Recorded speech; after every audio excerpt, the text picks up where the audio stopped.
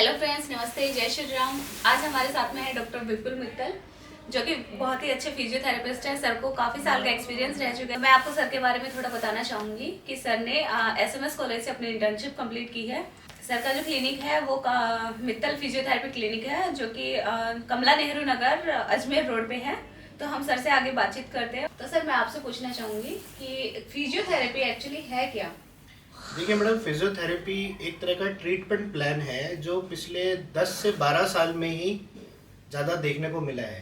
पहले इस फील्ड को लोग ज़्यादा नहीं समझते थे, बट फिजियोथेरेपी में बेसिकली कुछ मशीन्स और एक्सरसाइजेस का ऐसा एक ट्रीटमेंट क्राइटेरिया बनाया गया है जिससे पेशेंट की बॉडी में अगर कोई मस्कुलर पेन है, पुराने से पुराना दर्द है, नेक पेन है, एल्बो पेन है, बैक पेन है, इसका इलाज अपन कर सकते हैं। थोड़ा सा टाइम जरूर लगता है इसमें, लेकिन परमानेंट इलाज, जड़ से खत्म वाला इलाज हो जाता है। और एक इसकी बहुत अच्छी चीज है कि बिना दवाइयों के, बिना पेन किलर के इसका इलाज अपन कर पाते हैं। क्योंकि एक्चुअली पेन किलर तो सिर्फ जैसे बोलते हैं कि वो पेन को दबाने का काम करता है, खत्म नहीं करता है। पेन किलर के मैडम देखिए, लॉन्ग टर्म में अगर आप पेन किलर ले रहे हैं तो उसके साइड इफेक्ट्स होते हैं बहुत सारे। धीरे धीरे आप सभी समझते हैं, आजकल सब गूगल को फॉलो करते हैं, उसमें भी आप पढ़िए तो किडनी डैमेज का साइन इसमें आ जाता है। सर, मैं आपसे पूछना चाहूंगी कि ये जो फिजियोथेरेपी है, ये किस एज ग्रुप के लोगों को ज्यादा इसकी नीड होती है? देखिए मैडम, जनरली जो जॉइंट्स पेन होते हैं, कहा यह जाता था कि अभी भी कहा जाता है कि ओल्ड एज 60 प्लस जो लोग हैं उनके एज में ज्यादा होते हैं। बट आजकल का जो खाना पीना चल रहा है, जैसा कि अपन खा रहे हैं और जैसा अपना जॉब का प्रोफाइल है कि अपन बैठे रहते हैं, अपना मूवमेंट नहीं है, तो आजकल जो यंग जनरेशन है, हमारी एज ग्रुप, आपकी एज ग्रुप वाले लोग भी फिजियोथेरेपिस्ट के पास जाके अपना ट्रीटमेंट ले रहे हैं। वो ज्यादा परेशान है। लोगों के माइंड में कैसा है कि फिजियोथेरेपी का मतलब बस एक्सरसाइज ही है और कुछ नहीं है। तो क्या ये सही है कि फिजियोथेरेपी मतलब बस एक्सरसाइज? नहीं मैडम, देखिए फिजियोथेरेपी मतलब सिर्फ एक्सरसाइज नहीं है, इसको मैं बोलना चाहूंगा ये बात गलत है। एक्सरसाइज मतलब होता है नॉर्मल फिटनेस के लिए एक्सरसाइज जो अपन करते हैं। फिजियोथेरेपी एक ट्रीटमेंट प्रोटोकॉल है।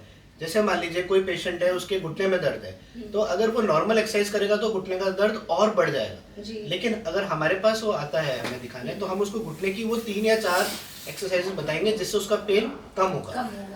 तो वो एक एक्सरसाइज है, बट एक ऐसी एक्सरसाइज जिससे कि आपका जॉइंट पेन कम हो रहा है। और एक नॉर्मल एक्सरसाइज मतलब होता है हाथ पैर चलाना, जिम की एक्सरसाइज, फिटनेस के लिए एक्सरसाइज। तो दोनों में बहुत फर्क होता है। और सर, ये जैसे कि कई लोग हैं ना कि वीडियो वगैरह देख के हम लोग स्टार्ट कर देते हैं एक्सरसाइज वगैरह करना, तो ये कर सकते हैं या फिर किसी मतलब फिजियोथेरेपिस्ट के पास जाके उनकी राय में और हमें तभी फिजियोथेरेपी करनी चाहिए? देखिए मैडम, मुझे इतना एक्सपीरियंस हो गया है, उससे मेरे पास कम से कम 4 या 5 केसेस ऐसा है जो पेशेंट खुद ही टीवी देख के एक्सरसाइज करके उनके बैक में झटका आ गया, या उनके घुटने में से अचानक आवाज आ गई, या उनका लिगामेंट ब्रेक हो गया।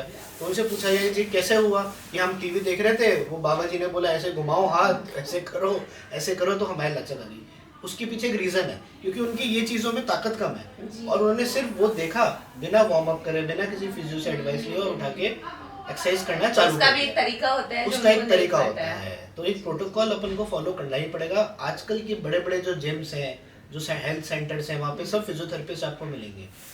तो वो फिजियोथेरेपिस्ट ही आपको बता देंगे अगर आपको वेट भी उठाना है तो किस एंगल से उठाना है, कितना उठाना है, धीरे धीरे उसको कैसे अपग्रेड करना है। अगर आप जाते ही 20 केजीज उठा लेंगे तो आपके चेस्ट पे फर्क पड़ेगा। आजकल केसेस अपन सुन ही रहे हैं, हार्ट अटैक्स वगैरह लोगों को बहुत आ रहे हैं। तो वो इसीलिए है कि वो एकदम बस किसी की भी बातों में आके कर लिया, क्योंकि फिजियोथेरेपी अभी नई लाइन नहीं है, इसलिए लोगों को कुछ पता भी नहीं है। लेकिन अब जिस हिसाब से बूम आ रहा है, उस हिसाब से लोग जा रहे हैं, उसको फॉलो कर रहे हैं और उस हिसाब से उनको फायदा भी बहुत है। और सर, मतलब कि आजकल जो आपका इतना एक्सपीरियंस है उसमें ऐसे मतलब कौन से केस हैं जो आपको मतलब सबसे ज्यादा याद रहने वाले हैं, या फिर ये तो नॉर्मली है लोगों में जो मतलब होते ही हैं? देखिए मैडम, फिजियोथेरेपी में 2 टाइप के केसेस आते हैं। एक तो नॉर्मल अपना जो पेन हो रहा है वो है, एक केस आता है न्यूरोलॉजिकल प्रॉब्लम, जैसे कि किसी को पैरालिसिस, स्ट्रोक आ गया, तो उस केस में क्या होता है, आपका हाफ बॉडी मूवमेंट करना बंद कर देता है। उस केसेस की स्पेशलाइजेशन मुझे ज्यादा है। बेसिकली देखा जाए, मैं पैरालिसिस एक्सपर्ट। मेरे पास पेशेंट्स बहुत ज़्यादा है पैरालिसिस के, जिनके मैं घर जाके विजिट करता हूँ, उनको ठीक करता हूँ। उसमें टाइम लगता है मैडम, पेशेंस चाहिए होता है, क्योंकि एक जैसे छोटा बच्चा बचपन से उठता है, चलता है, उसी टाइप से हमें पैरालिसिस पेशेंट को पूरा वापस से उसको रिगेन करना पड़ता है। उसमें हमें पेशेंस चाहिए, पेशेंट का, उसके घर वालों का और हमारी मेहनत का, और हम धीरे धीरे धीरे उसको उस पोजीशन से पहले जैसी लाइफ जीने के लिए प्रॉपर तैयार कर देते हैं। सर ये फिजियोथेरेपी में मैक्सिमम या फिर मिनिमम मैं टाइम पूछूं आपसे तो कितना लगता है सर इसमें, कि कोई भी पेशेंट अगर किसी की नी में पेन है उसको रिकवर होने में कितना टाइम लग जाएगा इसमें? देखिए मैडम, अब वही वाली बात है, नी पेन में भी 4-5 टाइप के पेन्स हैं। अगर ऑस्टियोआर्थराइटिस है तो वो लंबा टाइम लेगा, अगर नॉर्मल आपके थोड़ा सा जॉइंट पेन है तो 10 to 15 डेज आप मान लीजिए। मतलब मिनिमम आप छोटे से छोटा पेन भी लेंगे तो 2 वीक्स to 4 वीक्स लग जाते तो हैं। मिनिमम लगते ही हैं।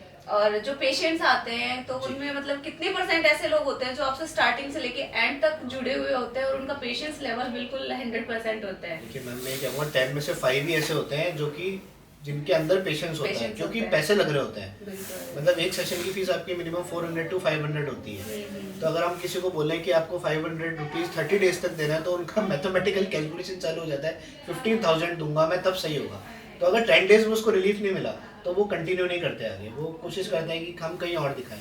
इससे उनका नुकसान हो जाता है, क्योंकि फिजियोथेरेपी में रिलीफ आएगा बट धीरे धीरे आएगा। जो हमारे पास 30 डेज आ गया वो पेशेंट हमसे सेटिस्फाई भी रहता है और वो ठीक भी होता है। टाइम और पेशेंस पेशेंट के ऊपर डिपेंड करता है कि उसका जितना पेशेंस लेवल होगा उसके और हमारे ऊपर समझाने का तरीका तरीका कि हम भी उसको किस होता है। तरीके से समझा रहे हैं। बिल्कुल बिल्कुल। तो सर जैसा अभी आपने बताया कि आप पैरालिसिस स्पेशलिस्ट हैं, तो मतलब उसमें कैसे क्या प्रोटोकॉल रहता है आपका पेशेंट को ठीक करने में? देखिए मैडम, इनिशियली तो पेशेंट की हालत बहुत ज़्यादा ख़राब होती है। इनिशियली पेशेंट एक तरह से पूरा बेड रिडन होता है। तो उस केस में जब हम उसके घर में जाते हैं तो घर का माहौल ही हमें ऐसा कुछ मिलता है कि पता नहीं क्या होगा। हाँ। तो उस केस में पहले हमें घर के जो मेंबर्स हैं उनको समझाना पड़ता है कि ये धीरे धीरे ठीक हो जाएंगे, आप टेंशन मत लीजिए। उसके बाद मैडम हमें क्या है, स्टार्टिंग में उस पेशेंट का विश्वास जीतना पड़ता है। उसको इतना मोटिवेट करना पड़ता है कि बाबूजी हो, माताजी हो, कि भाई आप सही हो जाओगे, आप हम पे ट्रस्ट करो। क्योंकि पेशेंट के जो लोग हैं घर में, उनका दिमाग चारों पांचों तरफ चल रहा होता हाँ, है बिल्कुल। कि क्या हम सिर्फ फिजियोथेरेपी ही कराएं या फिर हम किसी दूसरे डॉक्टर के जाएं या फिर हम किसी बाबा के जाएं। तो बिल्कुल, ये उस हिसाब से क्या है, वो लोग एक जगह फोकस नहीं कर पाते। तो उसमें कभी कभी क्या होता है, पेशेंट हमें डिसकंटिन्यू कर देते हैं, उससे उनका नुकसान हो जाता है। लेकिन भगवान की कृपा से मेरा मोटिवेशन पावर इतना अच्छा है कि मैं पेशेंट को समझा लेता हूँ और पेशेंट तैयार हो जाता है। उसके बाद हमारा फर्स्ट एम मैडम ये होता है कि हम विद इन 10 डेज या 15 डेज पेशेंट को किसी भी तरीके से खड़ा कर दें, ताकि क्या है, उसके घर वालों का हमारे ऊपर ट्रस्ट आ जाता है पूरा कि हाँ डॉक्टर साहब ने कहा था, देखो 15 दिन में इन्होंने खड़ा कर दिया। उसके लिए मैडम हमें स्टार्टिंग में उसके पैरों पे बहुत ज़्यादा मेहनत करनी पड़ती है। उसके लिए जैसे उसके पैर काम ही नहीं कर रहे हैं तो हमारी एक मशीन होती है मसल स्टिमुलेटर, उसको हम यूज़ करते हैं। धीरे धीरे करंट से उसके पैर चलना स्टार्ट हो जाते हैं। उसके घर वालों के सपोर्ट से हम उसको जानबूझ के खड़ा करते हैं। पेशेंट को भी कहते हैं, देखो बाबा जी, पहले तो आप बिल्कुल लेटे हुए थे, अब देखो आपका पैर हिलने लगा है, आप थोड़े खड़े होने लगे मोटिवेशन हैं। मिलता है, पेशेंट को मोटिवेशन मिलता है, उसके घर वालों को मोटिवेशन। तो हमारा फर्स्ट मंथ या सेकंड मंथ का क्राइटेरिया है कि सबसे पहले उसको खड़ा कर दें। जैसे ही वो खड़ा हो जाता है तो उसका ट्रस्ट हमारे ऊपर आ जाता है और फिर हम उस चीज़ को धीरे धीरे डे बाय डे हम हर हफ्ते एक टारगेट लेके चलते हैं कि इस वीक मुझे इनके एंकल में मूवमेंट लाना है, इनके घुटने में लाना है, इनके हिप्स में लाना है, इनको थोड़ा बहुत वॉक कराना है। तो उस टारगेट को अचीव करने के लिए हम उस हिसाब से अपना एक ट्रीटमेंट प्रोटोकॉल बनाते हैं और उसको हम फॉलो करते हैं। उस चीज़ में हमें फिर फैमिली भी सपोर्ट करने लग जाती है, पेशेंट भी सपोर्ट करने लग जाता है और हमारा काम भी उनको दिखने लग जाता है कि नहीं, उनके जो 4-5 दिमाग घूम रहे थे वो धीरे धीरे माइनस होते एक जगह पे आके फोकस हो जाते हैं। तो ये हमारा treatment protocol. With in 1 year patient 60 to 70% patient ठीक हो जाता है। उसके बाद उसकी मेहनत प्लस हमारी मेहनत मिलके हम कोशिश करते हैं 1 to 1.5 ईयर्स में पेशेंट लगभग कंप्लीटली ओके हो जाता है। मतलब ये कह सकते हैं जब पेशेंट पहली बार चलता है या फिर वो जब रिकवर होता है तो पेशेंट के घर वालों से और पेशेंट से भी ज्यादा खुशी अपने को होती होगी। मैडम आप बताइए कि पैसा बहुत बड़ी चीज़ है, लेकिन जब पेशेंट मुझे कहता है ना कि डॉक्टर साहब आज मैं खड़ा हो गया, मैंने मेरे घर को मैं चल के देख पा रहा हूँ 1 साल बाद या 4 महीने बाद, तो उसकी आंखों में भी आंसू होते हैं और हमारी आंखों में भी आंसू होते हैं। हम इतने इमोशनली अटैच हो जाते हैं उस पेशेंट से। और उसके बाद वो पेशेंट कहता है कि चाहे कोई मुझे कुछ भी कहे, मैं तो आपसे ही इलाज कराऊंगा। वो बहुत एक स्पेशल फीलिंग होती है। वो सुनना मैडम बहुत बड़ी चीज़ है। मतलब वो एक इमोशनल फीलिंग होती है जिससे आदमी को लगता है कि हाँ मैं और मेहनत करूंगा तो ये और अच्छे से सही होगा। और सर मैं आपसे जानना चाहूंगी कि जैसे स्पोर्ट्स इंजरीज होती हैं उसमें फिजियोथेरेपी का क्या रोल होता है? देखिए मैडम, स्पोर्ट्स इंजरीज में क्या होता है, बहुत ज़्यादा रोल होता है। एक्चुअली हमारी एक एमपीटी करने के बाद, एमपीटी में हमारी लाइन होती है स्पोर्ट्स की, मतलब एमपीटी इन स्पोर्ट्स में आप कर रहे हैं, मतलब स्पोर्ट्स के आप मास्टर हैं एक तरह से। उसमें बेसिकली जितने भी क्रिकेट प्लेयर्स हैं आपने देखा होगा, जितने भी फुटबॉल प्लेयर्स, सबका एक फिजियोथेरेपिस्ट उनके साथ चलता है हमेशा। ग्राउंड पे कोई इंजरी हुई कुछ हुई, लेकिन क्या वो क्रिकेट प्लेयर बस जाता है, बैट उठाता है, छक्का मार देता है? ऐसा नहीं है पॉसिबल। उसके लिए उसकी ट्रेनिंग चलती है, उसकी सारी मसल्स की स्ट्रेंथनिंग होती है, स्ट्रेचिंग होती है, और वो प्लेयर उस चीज़ को फॉलो करते हैं। अगर वो, जैसे विराट कोहली आज के टाइम पे बहुत ज़्यादा एडवांस प्लेयर है, वो इसलिए है कि उसका एक फिजियोथेरेपिस्ट पर्सनल है, जिससे वो रेगुलर क्या करना है क्या नहीं करना है उसी से पूछ के वो करते हैं सारी एक्सरसाइज, उसको फॉलो करते हैं, वही डाइट प्लान लेते हैं, एक्सरसाइजेस करते हैं, और मैचेस होने से पहले अपने आप को पूरा वार्म अप करके फिट करके फिर ग्राउंड में जाते हैं। स्पोर्ट्स में भी फिजियोथेरेपी का बहुत बड़ा रोल है। स्पोर्ट्स में मैडम सबसे ज्यादा रोल ही स्पोर्ट्स में है। पहले एक, अभी तो लाइन हमारी नई नई है, 15 इयर्स हो गए, उससे पहले सिर्फ फिजियोथेरेपिस्ट को स्पोर्ट्स में देखा जाता था। कि स्पोर्ट्स में जब टीवी पे आता था ना, फिजियो आए हैं, तभी पता चलता अच्छा कोई फिजियो भी होता है क्या। फिर वो धीरे धीरे इन चीजों में भी डॉक्टर लाइन में अब तो नॉर्मल ऐसा हो गया, अगर किसी को पेन है तो वो डॉक्टर के जाने से पहले फिजियोथेरेपिस्ट के पास जाते हैं कि मेरे को बिना सर्जरी के, बिना पेन किलर्स के, और मेरे को रिजल्ट मिल जाए। मैडम अब लोग क्या इतने एजुकेटेड हो गए हैं, हमारी फील्ड को भी टाइम हो गया है, क्लिनिक्स भी बहुत सारे खुल गए हैं, तो एक अवेयरनेस प्रोग्राम आ गया है बहुत अच्छा। उसके कारण लोग बहुत एजुकेटेड लोग हैं, पहले फिजियो के पास आते हैं कि सर आप बताइए क्या करना चाहिए। फिर हमारा रोल, हम उसको बता दें और वो उससे ठीक हो जाते हैं। तो हमने देखा जाए तो ऑर्थोपेडिशियंस और न्यूरोलॉजिस्ट के पेशेंट हमने खींचना स्टार्ट हो गए हैं, तो उससे मतलब अच्छा है कि पेशेंट सही हो रहे हैं, और हमारा भी अवेयरनेस प्रोग्राम एक्टिविटी चल रहा है। सर एक मतलब आप मेरे को बताना कि ये मिथ है या फिर रियलिटी है कि लोग बोलते हैं कि अगर दर्द है तो हमें फिजियोथेरेपिस्ट के पास जाना चाहिए, अदरवाइज नहीं। तो नहीं मैडम, एक तरह का मिथ नहीं है ये, मतलब रियलिटी नहीं है ये, मिथ है एक तरह का। बेसिकली अगर दर्द होगा तो आपको जाना ही जाना है, बट आपको दर्द नहीं हो, जैसे कि अभी अपन ने बात की थी कि स्पोर्ट्स वाले जो उनके दर्द थोड़ा होता है, लेकिन वो फिजियो कराते रहते हैं ताकि उनकी मसल्स के अंदर ताकत रहे, फ्लेक्सिबिलिटी बनी रहे।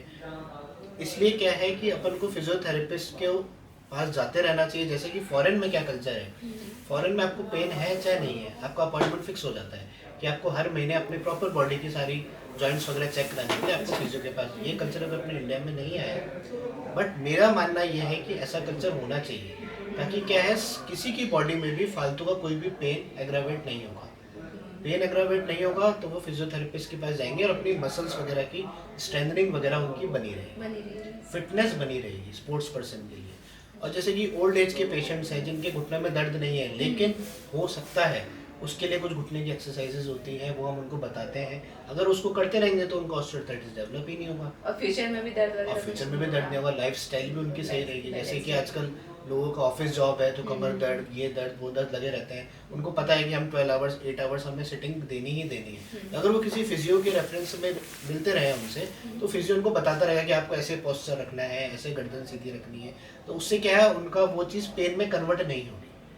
इसका मतलब पेन नहीं हो तो भी आप फिजियो के पास जाके पहले ही उस चीज का इलाज करवा ले, या पहले ही उस चीज के ऊपर वर्क कर ले, तो हमें फ्यूचर में उस चीज का प्रॉब्लम हो ही ना। प्रॉब्लम होगा नहीं, प्रॉब्लम गलत प्रॉब्लम नहीं होगा, मतलब एग्रावेट नहीं होगा वो पेन ज्यादा। जैसे कि एक एग्जांपल मैं आपको और देता हूँ, कई लोग नी सर्जरीज के लिए जा रहे हैं, तो सर्जरी के बाद तो फिजियोथेरेपी आपको करानी ही है, लेकिन आप सर्जरी से पहले 1 महीना पहले कराइए ना आप फिजियोथेरेपी, तो जो मसल्स आपकी उस टाइम ताकत आ जाएगी, जो सर्जरी के बाद मसल्स के अंदर वीकनेस आ जाती है उतनी वीकनेस नहीं आएगी। अगर डॉक्टर्स और फिजियोज और जो पेशेंट्स हैं वो इस चीज़ को समझ जाएंगे, हमें मान लीजिए हमें नवंबर में घुटने की सर्जरी करानी है, तो आप अक्टूबर में फिजियो के पास जाइए, उसको बताइए कि सर मैं 1 नवंबर को मेरे को ये सर्जरी है, तो आप ऐसा कोई ट्रीटमेंट प्लान रखिए मेरे, ताकि मेरी मसल्स मजबूत रहे सर्जरी से पहले। तो उसका ऑपरेशन मैं गारंटी देता हूँ 100% सक्सेसफुल होगा, और फिजियो उसकी जो आफ्टर ऑपरेशन जो फिजियो होती है वो भी बहुत अच्छी होगी, क्योंकि उसने बिफोर भी फिजियो कराई है। सर ये जैसे आपने अभी बताया कि जॉइंट रिप्लेसमेंट या ये जो भी रिप्लेसमेंट वगैरह होते हैं, उसमें फिजियो का कितना रोल है? मैडम सर्जन ने अपनी सर्जरी कर दी, उसके बाद पेशेंट का घुटना मोड़ना और उसको चलाना ये सारा फिजियो के ही हाथ में होता है।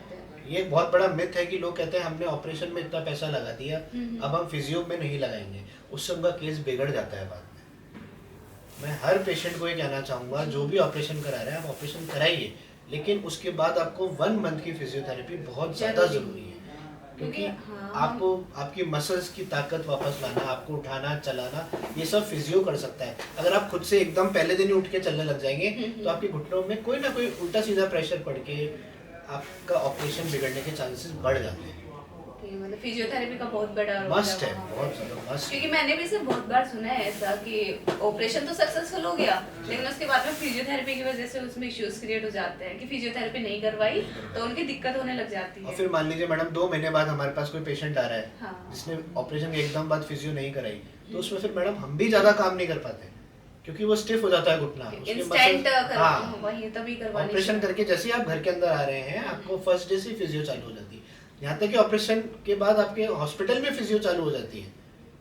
आपका आईसीयू से आप निकले और आप जैसे वार्ड में पहुंचे फिजियोथेरेपिस्ट आ जाते हैं आपके पास एक्सरसाइज करवाने। तो आप उसी से समझ जाइए कि फिजियो कितनी इंपॉर्टेंट है आफ्टर सर्जरी। जी सर, जैसा कि अभी आपने बताया कि आपने एसएमएस कॉलेज से आपकी इंटर्नशिप कंप्लीट की है, तो वहाँ का एक्सपीरियंस कैसा था आपका?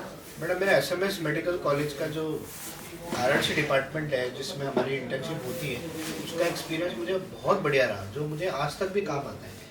वहाँ हमारी इंटर्नशिप मैडम 6 मंथ्स की होती है। उस 6 मंथ्स में हमारी ड्यूटीज़ लगती है पूरे हॉस्पिटल में, जी सारे वार्ड्स में, आईसीयूज में, ऐसे डिवाइड हो जाता है 15-15 दिन, एक महीना। वहाँ जो कॉन्फिडेंस डेवलप हुआ हमारे अंदर की, क्योंकि एसएमएस राजस्थान का सबसे बड़ा हॉस्पिटल, हाँ, टॉप हॉस्पिटल, गवर्नमेंट हॉस्पिटल है, सारे क्वालिफाइड बेस्ट डॉक्टर्स एसएमएस में। तो इस हिसाब से पेशेंट्स का भी काउंट बहुत अच्छा है वहाँ पे। मतलब रोज के आप मान लीजिए 10 to 15,000 की तो ओपीडी है नए पेशेंट्स की। बिल्कुल हम वहाँ देखते जगह हैं बाहर भी कितने हाँ, मतलब पेशेंट वहाँ जगह नहीं है पेशेंट को रखने की। हाँ। डॉक्टर्स फटाफट इलाज करते हैं और कहते हैं हम अपने घर जाइए। जी। तो उस माहौल में जब हम गए तो हमने देखा यार कितने लोगों को फिजियोथेरेपी की रिक्वायरमेंट है। हम तो ये ऐसा सोचते थे पता नहीं हम पेशेंट्स आएंगे भी कि नहीं आएंगे। वहाँ जाके मैडम मुझे ऐसा लगा कि यार इतना अपन ने जो पढ़ाई करी है उसका मतलब इतना फ्रूटफुल रिजल्ट भी हो सकता है, इतने सारे पेशेंट्स आते हैं। वहाँ जाके जो हमारा कॉन्फिडेंस बूस्टअप हुआ, इतने सारे पेशेंट्स से मिलना, उनसे रेगुलर बात करना, किस किस टाइप के पेन्स हो सकते हैं, कहाँ कहाँ दर्द हो सकता है आदमी के, क्या क्या ट्रीटमेंट प्रोटोकॉल्स हो सकते हैं, ये तो हमारा एक डिपार्टमेंट हो गया आरआरसी। उसके बाद हमारी ड्यूटीज लगती थी medical ward, surgical ward. It means ऐसा नहीं कि हमें सिर्फ बैक पेन और नेक पेन और यही पेशेंट देखने हैं। जो पेशेंट आईसीयू में एडमिट है उसके लिए हम चेस्ट फिजियोथेरेपी कराते थे। पेशेंट आपका मतलब कॉन्शियस है बट इतने उसके अंदर ताकत नहीं है, आईसीयू में लेटा हुआ है, उसके चेस्ट में कफ बढ़ जाता था, तो हमें उसकी प्रैक्टिस देनी पड़ती थी ताकि उसका कफ हम निकालें। तो हमें लगा हुआ सर्जरी में भी हमारी रिक्वायरमेंट है, मेडिकल में भी हमारी रिक्वायरमेंट है, आईसीयूज में भी हमारी रिक्वायरमेंट है।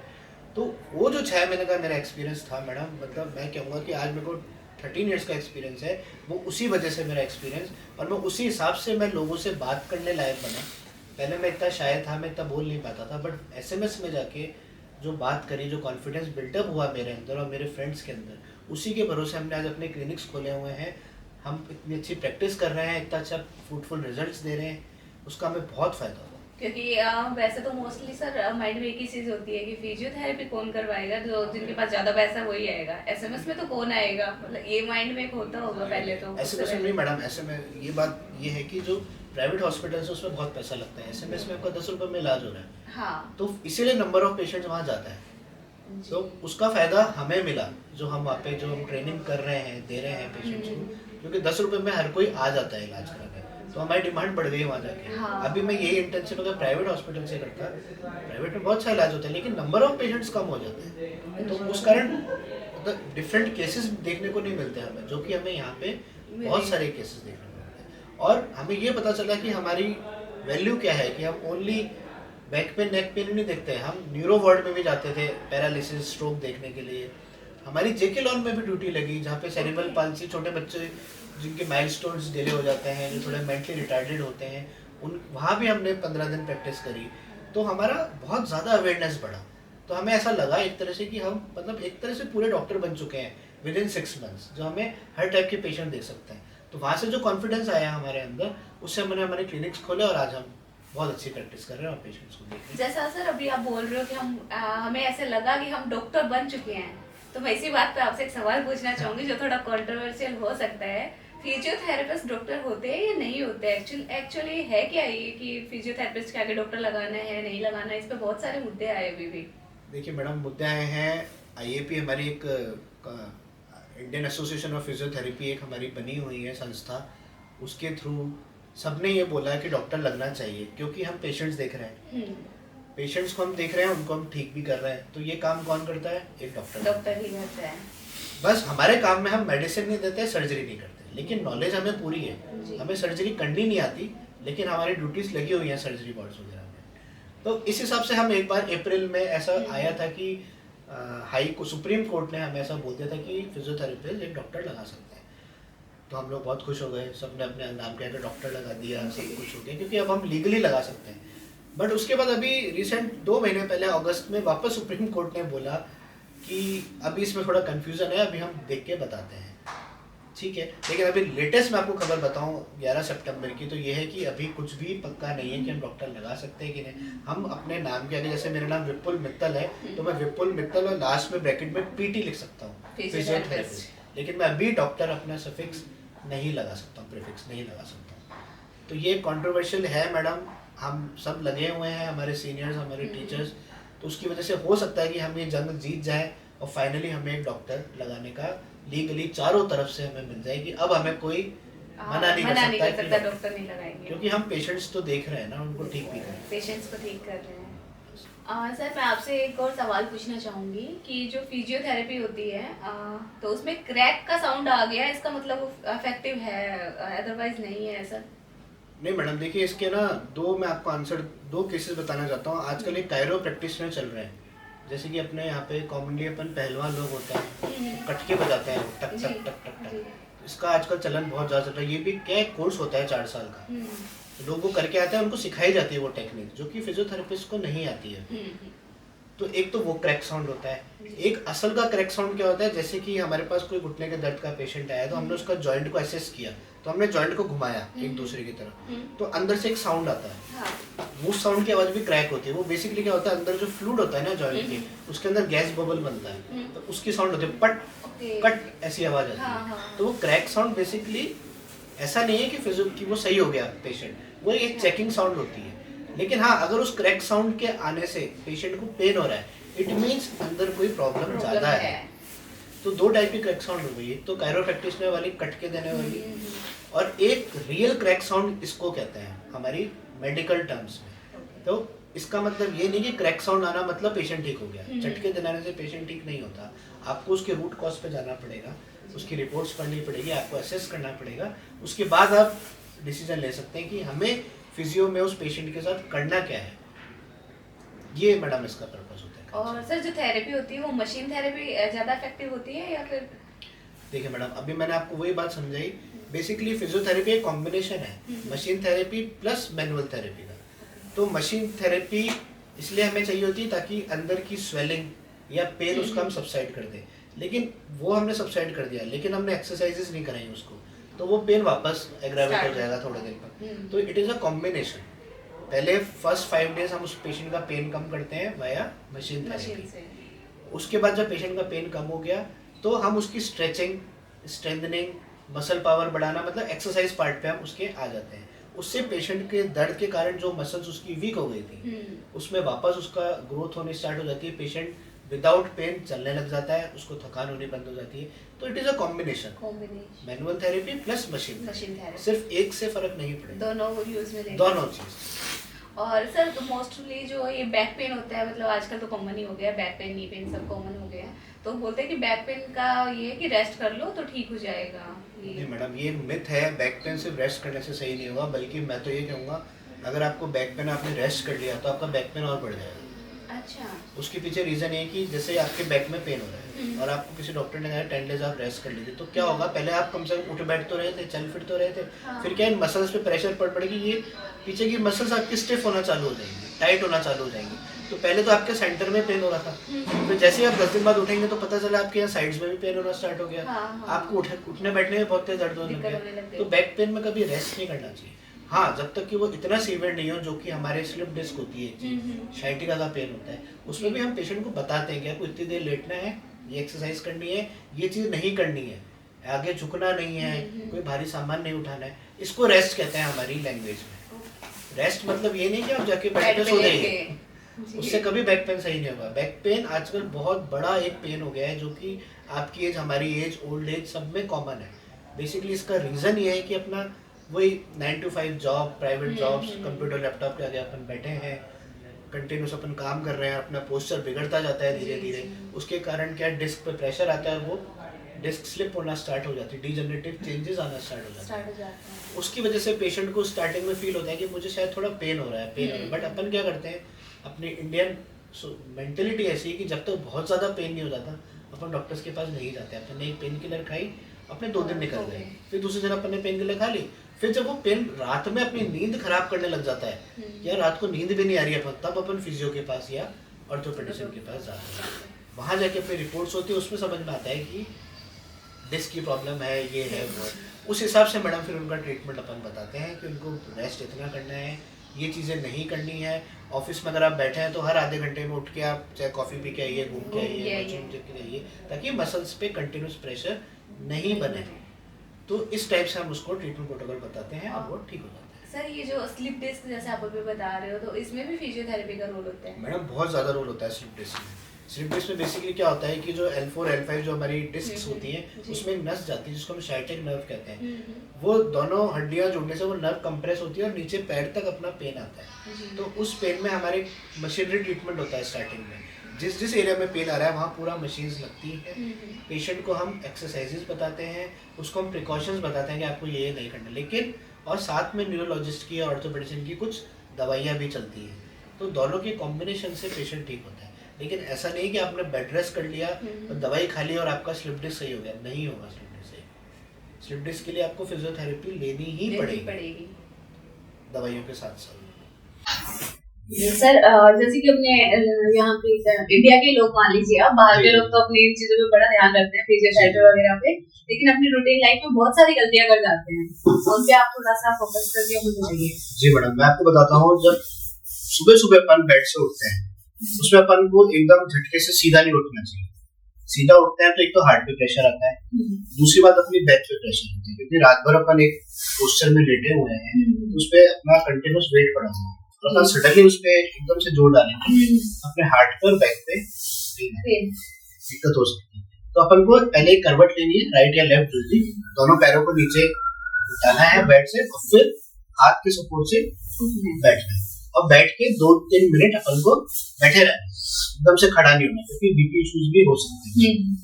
पहली गलती तो लोग यही करते हैं कि 9 बजे का ऑफिस है, 8:30 बजे उठे, आधा घंटा रह गया, फटाफट उठे, भागे दौड़े। तो उसमें धीरे धीरे गलतियां एक बड़ी बीमारी का रूप लेती हैं। फर्स्ट तो मैं ये कहूँगा। दूसरी बात, जब आप आजकल सबके पास 4 व्हीलर है, 4 व्हीलर में जा रहे हैं या 2 व्हीलर्स वाले में हैं, तो गड्ढों में गाड़ी को बहुत आराम से आप ले जाएंगे, क्योंकि अगर आप स्पीड से जाएंगे, गड्ढे पे जाएंगे तो डिस्क वाली प्रॉब्लम हो सकती है, डिस्क पे प्रेशर आता है। 4 व्हीलर में फिर भी कम आता है, बट 2 व्हीलर में बहुत ज्यादा प्रेशर आता है। तो आपको गड्ढों पे, स्पीड ब्रेकर्स पे बहुत आराम से गाड़ी स्लो करके आपको ले जानी चाहिए, ताकि आपके कमर का दर्द आपके नहीं होगा।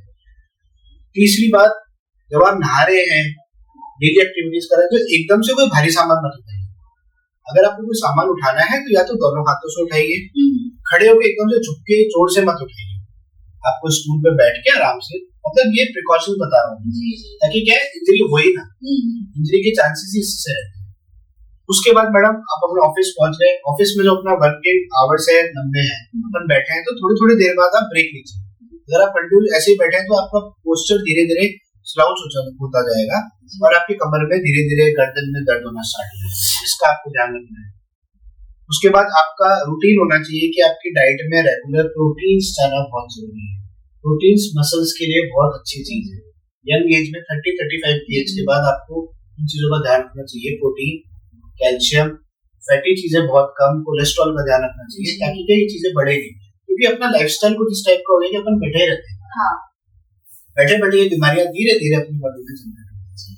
उसके बाद अगर आपका MNC कंपनी का ऑफिस है, तो उसमें आपको टाइम मिलता है कि आपके वहाँ पे कुछ जिम्नाजियम होता है या कुछ स्पोर्ट्स एक्टिविटीज होती है, उसको जरूर करें यार। ऐसा नहीं सिर्फ काम काम काम काम ही करना है। अगर आपको टाइम मिल रहा है और वो फैसिलिटी अवेलेबल है, उसको आप करिए, ताकि आपकी बॉडी की फ्लेक्सिबिलिटी बनी रहे। और अगर आप सुबह सुबह आपके पास थोड़ा बहुत टाइम है, तो आप कुछ भी स्ट्रेचिंग एक्सरसाइजेज जो नॉर्मल होती है, अपनी हैमस्ट्रिंग की हो गई, काफ्स की हो गई, बैक की हो गई, हैंड्स की हो गई, जो नॉर्मल अपने स्कूल में पीटी एक्सरसाइज, आपने सिर्फ वो भी कर ली, तो आपको पूरा दिन ऐसा लगेगा मेरी बॉडी बिल्कुल हल्की है। तो इन चीजों का ध्यान रखना है, खाने पीने का ध्यान रखना है, फालतू का बाहर का अटरम शटरम खाना नहीं खाना है, थोड़ा बहुत आप खा सकते हैं, और उठने का तरीका, बैठने का तरीका, इस पे ध्यान रखना है, जल्दबाजी नहीं करनी है। और आप हमारे ऑडियंस को क्या मैसेज देना चाहेंगे सर? देखिए मैडम, मैं तो ये मैसेज देना चाहूंगा कि हर आदमी को हर महीने एक फिजियोथेरेपी के पास जाना चाहिए, चाहे उसके दर्द हो रहा है चाहे उसके दर्द नहीं हो रहा है। अगर उसके दर्द नहीं भी हो रहा है तो फिजियोथेरेपिस्ट कम से कम उसको ये चीजें तो बता देंगे कि आपका जिस टाइप का ऑक्यूपेशन है उससे आप कैसे अपनी बॉडी को फिट रख सकते हैं, मेंटली फिट रह सकते हैं, अपनी मसल्स को फिट रख सकते हैं, आप क्या खा सकते हैं। इस तरीके से आपकी लाइफ में ऐसा फेस चलता रहेगा कि आपको ऐसा लगेगा ही नहीं कि आज मेरे बैक पेन है, आज मेरे नेक पेन है, आज मेरे घुटने खराब हो गए, बाबा डॉक्टर से चक्कर लग रहे हैं। आपको सिर्फ एक विजिट करनी है महीने में आपके नियर बाय फिजियोथेरेपिस्ट के पास, जिससे कि आपको प्रॉपर गाइडलाइन मिल जाएगी और आप स्वस्थ रहेंगे, आपकी फैमिली स्वस्थ रहेगी। ये है मेरा मैसेज। तो आप सबको समझ में आ गया होगा कि सर ने हमें बहुत अच्छे तरीके से फिजियोथेरेपिस्ट की अहमियत समझाई है। तो आप लोग विजिट करिए अपने नियर बाय फिजियोथेरेपिस्ट के पास में, जैसे कि सर ने कहा महीने में एक बार आप अपना चेकअप जरूर करवाइए। तो thank you so much sir, आप हमारे पॉडकास्ट में आए और आपने लोगों को इतनी हेल्दी बातें बताई है कि उनका लाइफस्टाइल है कुछ चेंजमेंट आएगा उसमें, अगर वो लोग उन पे अमल करेंगे तो।